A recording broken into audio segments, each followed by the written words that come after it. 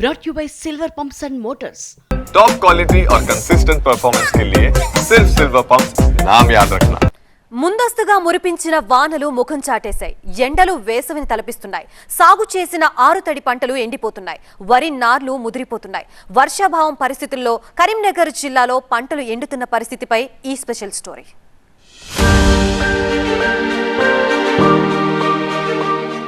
ఉమ్మడి కరీంనగర్ జిల్లాలో వరి తర్వాత అత్యధికంగా ఆరుతడి పంటలు సాగు చేస్తున్నారు.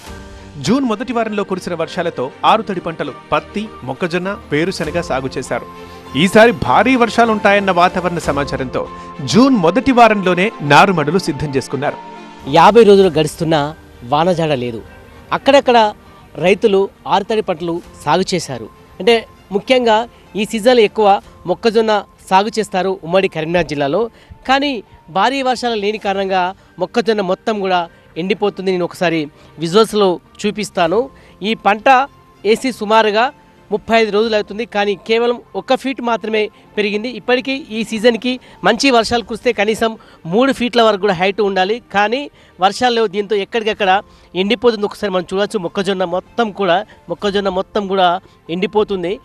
అయితే 40 రోజుల నుంచి ఒక్క చుక్క కూడా వర్షం కురవలేదు. అక్కడక్కడ రైతులు బావులు, బోర్లలో ఉన్న నీటితో పంటల్ని కాపాడే ప్రయత్నం చేశారు. గత 15 రోజుల నుంచి మాత్రం ఎండలు ఇంకా పెరగడంతో భూగర్భ జలాలు కూడా అడుగంటిపోవడంతో మొక్కలు ఎండిపోతున్నాయి. మొక్కజొన్న పంట పూర్తిగా ఎండలకు మాడిపోతోంది. ఈ సమయానికి వరి 3 అడుగులు పెరిగి ఏపుగా కనబడాలి. ఇప్పుడు చూస్తే 1 అడుగు మాత్రం వరకే పెరిగి ఎండిపోతోంది. ఇంకా పత్తి రైతుల గోడు అలాగే ఉంది. నాటిన విత్తనాలు సరిగా మొలకెత్తలేదు. మొలకెత్తిన మొక్కలన్నీ ఇప్పుడు ఎండిపోతున్నాయి. ఈ సమయానికి పత్తి మొక్క 2 అడుగుల వరకు ఏపుగా పెరగాలి. కానీ 1/2 అడుగే పెరిగి ఎండిపోతోంది. పత్తిని కాపాడుకోవడానికి రైతులు కొన్ని నీళ్లు పోస్తున్నారు. అంటే ఉదయం నుంచి సాయంత్రం వరకు ఆ మొక్కలను కాపాడుకునేందుకు నీళ్లు పోస్తున్నారు. మనం చూడొచ్చు. 2 రైతులు కూడా ప్రతి పత్తి మొక్క దగ్గరికి వెళ్ళి నీళ్లు పోస్తున్నారు. అంటే గత 15 రోజుల నుంచి కూడా ఏమాత్రము వర్షం లేదు. వర్షమే కాదు, తీవ్రమైన ఎండ ఉంది. దీంతో మొత్తం కూడా ఈ పత్తి మొలకలను కూడా ఎండిపోతున్నాయి. ఈ సమయానికి కనీసము 1.5 ఫీట్ పత్తి ఉండాలి. కానీ కేవలం 1/2 ఫీట్ మాత్రమే పెరిగిపోయింది. అంతేకాకుండా ఎండిపోతుంది. అంటే ఈ సమయానికి ఏపుగా పెరిగితే దిగుబడి కూడా బాగా వస్తుంది. కానీ 1 ఎకరానికి సుమారుగా 15,000 వరకు పెట్టుబడి పెట్టి కూడా పత్తిని సాగు చేశారు. దాదాపున పత్తి మొత్తం కూడా ఎండిపోతుందని చూడవచ్చు. విజువల్స్లో చాలా కష్టపడి కూడా ఒక భగీరథ ప్రయత్నం అయితే చేస్తున్నారు. మొక్క కూడా నీళ్లు పోస్తున్నారు. కానీ వానదేవుడు కరుణిస్తలేడు. ఇప్పటికీ భారీ వర్షం అయితే కురియట్లేదు. దీంతో ఉమ్మడి కరీంనగర్ జిల్లాలో వరి తర్వాత అధికంగా పత్తిని సాగు చేస్తారు. కానీ ఈసారి పత్తి మాత్రం ఎక్కడెక్కడ ఎండిపోయింది. ఏమాత్రము చేతికి రాదు. ఎందుకంటే ఏపుగా పెరగట్లేదు. దీని కారణంగా చాలా వరకు ఈసారి దిగుబడిపైన ప్రభావం చూపుతుంది. ఇంకా 3-4 రోజుల్లో వర్షం పడకపోతే మాత్రం ఏమాత్రం కూడా పత్తి మాత్రం పనికిరాదు. పూర్తిగా ఎండిపోయే అవకాశం ఉందని చెప్పి పత్తి రైతులు చెప్తున్నారు.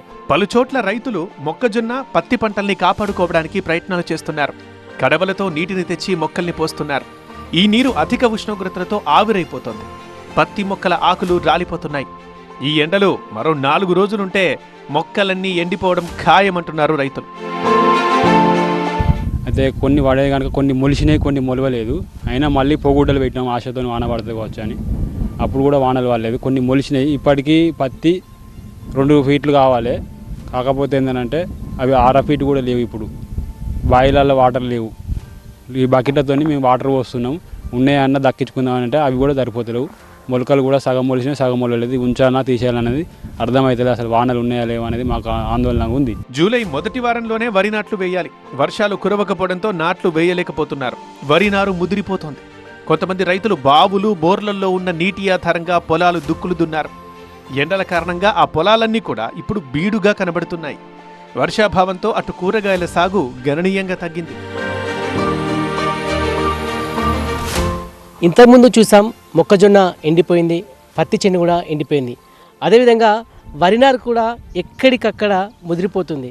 వాస్తవంగా వరినారు వేసిన తర్వాత 25 రోజులు ఖచ్చితంగా నాటు వేయాలి. కానీ వర్షాలు లేని కారణంగా ఇప్పటికీ మనకు చూస్తున్న విజువల్స్లో వరినారు 38 రోజులు అవుతుంది. కానీ ఇప్పటికే చాలా ఏపుగా పెరిగిపోయింది, ముదిరిపోయింది. ఒకవేళ ఈ నాటు వేస్తే మాత్రం ఖచ్చితంగా దిగుబడిపైన ప్రభావం చూపుతుంది. ఈ విధంగా ఎక్కడ చూసినా వరినారు పూర్తిగా ముదిరిపోయిన పరిస్థితి కనబడుతుంది. ఎందుకంటే సన్నప్రకం సంబంధించిన రోహిణి కార్తెల్లోనే నారు పోస్తారు. ఖచ్చితంగా ఇప్పుడే నాటు వేయాలి, కానీ ఎక్కడ కూడా నాటు వేయని పరిస్థితి ఉంది. ఎక్కడ కూడా వరి నాళ్ళన్నీ ముదిరిపోయాయి. కొంతమంది రైతులు అక్కడక్కడ కొంత పొలాలు కూడా సిద్ధం చేసుకున్నారు, ఎందుకంటే భారీ వర్షం కురిస్తే నాటు వేసుకుందామని. కానీ ఇప్పుడు తీవ్రమైన ఎండలు ఉన్నాయి. దీని కారణం కూడా పొలాల నీళ్ళని కూడా ఎండిపోయిన పరిస్థితి కనబడుతుంది. ఇలాంటి కరువుని ఎప్పుడూ చూడలేదని అంటున్నారు అన్నదాతలు. 6 తడి పంటలు ఎండిపోతున్నాయి, వరి నార్లన్నీ ముదిరిపోతున్నాయని ఆవేదనతో చెబుతున్నారు. పంటల్ని కాపాడుకోవడానికి నానా ప్రయత్నాలు చేస్తున్నా చివరికి నిరాశే మిగులుతుందని ఆందోళన పడుతున్నారు.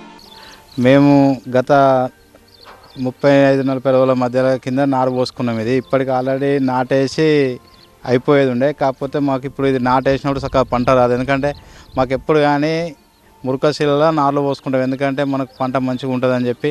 ఇది దొడ్డు రకాలు కాబట్టి 120 రోజుల పంట కాలమే కాబట్టి 20 నుంచి 25 రోజుల నారే మనం నాటేసుకోవాలి.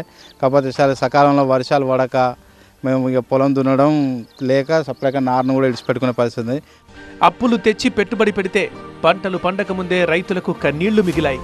పంటలు వేయకముందే నష్టాలు మొదలయ్యాయని ఆందోళన పడుతున్నారు. ప్రభుత్వ సాయం కోసం ఆశగా ఎదురు చూస్తున్నారు. భారీ వర్షాలు లేని కారణంగా రైతులైతే ఇబ్బంది పడుతున్నారు. అన్ని రకాల పంటలు ఎండిపోతున్నారు. దీంతో ప్రభుత్వ సహాయం కోసం కూడా అన్నదాతలు ఎదురు చూస్తున్నారు. కెమెరా పర్సన్ సలీంతో సంపత్, టీవీ9 కరీంనగర్.